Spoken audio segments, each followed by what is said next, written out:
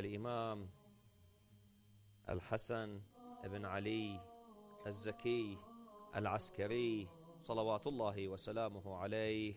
This Imam, who was born in Medina, but at a young age went with his father Al-Imam al-Hadi Salamullahi alayhi to Samarah, as he was summoned by the Khalifa of his time, Al-Mutawakkil al-Abbasi.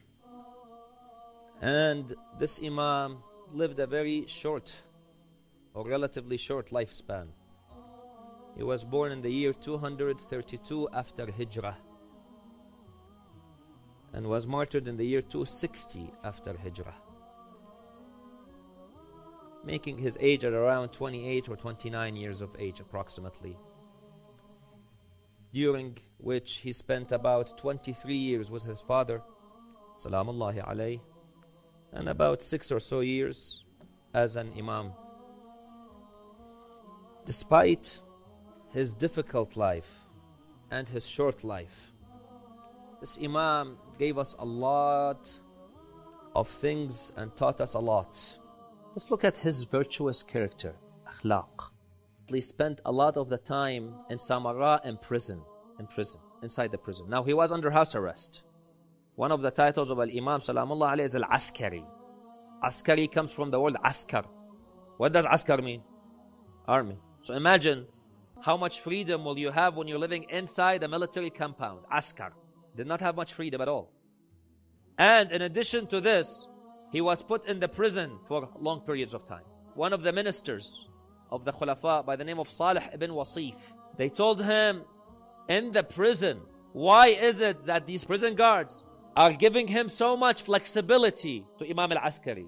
So they did not want even Imam Al-Askari to have flexibility in the prison. Salih ibn Wasif responds, the minister, one of the ministers. He says, what do you want me to do? I chose 2 of the worst people I have in the army. The worst. And I kept them their prison guards. After a short time, they became companions of the Imam. Became his companions. They started praying, fasting. They changed completely. What do you want me to do? I'll show you. Call them over. They brought them, those 2 guards. He said, what's the matter with you? They said, what do you want us to do? Those 2 guards told Salih ibn Wasif in front of people, this man, Al-Imam Al-Askari alayhi salam, when he speaks to us, we tremble. We realize this man is not an ordinary man. He can't be an ordinary man. So we followed him. We loved him. We fell in love with him. This is the akhlaq. This man, whenever we see him, he's either praying or fasting.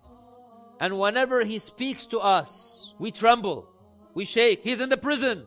He has hayba, honor, some dignity. How much hayba he had, how much dignity he had, how much respect he had, how much honor he had. Even though he's in the prison. That is the honor of ibadah, of worship. Imam Al-Askari alayhi salam had a brother by the name of Ja'far al-Kadhab. What does Kadhab mean? Liar. Wal-'iyadhu billah. His own brother from Imam al-Hadi alayhi salam. Ja'far al-Kadhab. Because he claimed the imamah. After Imam Al-Askari alayhi salam, he claimed the imamah for himself. He was not a virtuous person, unfortunately. Son of the Imam, but subhanallah. يخرج الخبيث من الطيب. One day, Imam Salamullah alayhi al-Askari was in prison with his own brother, Ja'far al-Kadhab, both in prison. The prisoner was a man by the name of Ali ibn Husayn. Ali says, the Khalifa al-Mu'tamad al-Abbasi told me, go tell Al-Hasan, Salamullahi alayhi, that he's free to go. Tell him he's free to go. Ali says, when I came to the prison, I saw that there is a mule outside, waiting. A mule. I saw the Imam Salamullah alayhi with his slippers on. He's ready. He has his clothes ready to leave. So I came and I told him, the Khalifa says that you are free to go. You're free. He says, yes, I know. So he got up and he rode on the mule. Ali says, the prison guard, he said, a little while later I saw him still on the mule. He did not go. I told him, why haven't you left yet? He said, because my brother is still there. Ja'far. We left the house. We were arrested together. I don't want to go back to the house by myself. Even though he is Ja'far al-Kadhab. See the akhlaq of the Imam Salamullahi alayh? This is a man who will contest the imamah of his son. If you know someone is going to contest, never mind the imamah, the inheritance of your son. Never mind. Imamah is much greater than inheritance. Right? You know, you have a brother. You know that he will contest the inheritance of your son. How would you treat your brother? You say, keep him in prison, locked up. It's even better. Make him rot in the prison. Isn't that how we are? That's how we are, right? But look at the akhlaq of the Imam. This is not just forgiving. This is way beyond forgiving. Ali told the Imam, he said, the order came only with your release, not the release of your brother. He said, so go tell the Khalifa that I'm waiting for the release of my brother. So he goes, he says, I went back, and he said, the Khalifa says, we imprisoned him because of his actions against you. Actions against you.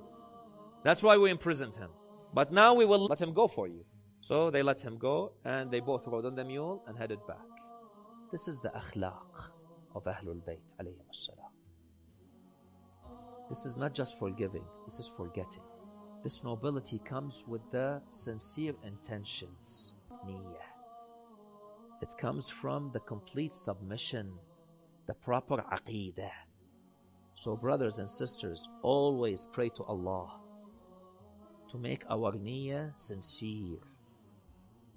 Our aqeedah, our belief in Allah, genuine, comprehensive. How? By following the examples of Ahlul Bayt alayhim as-salam.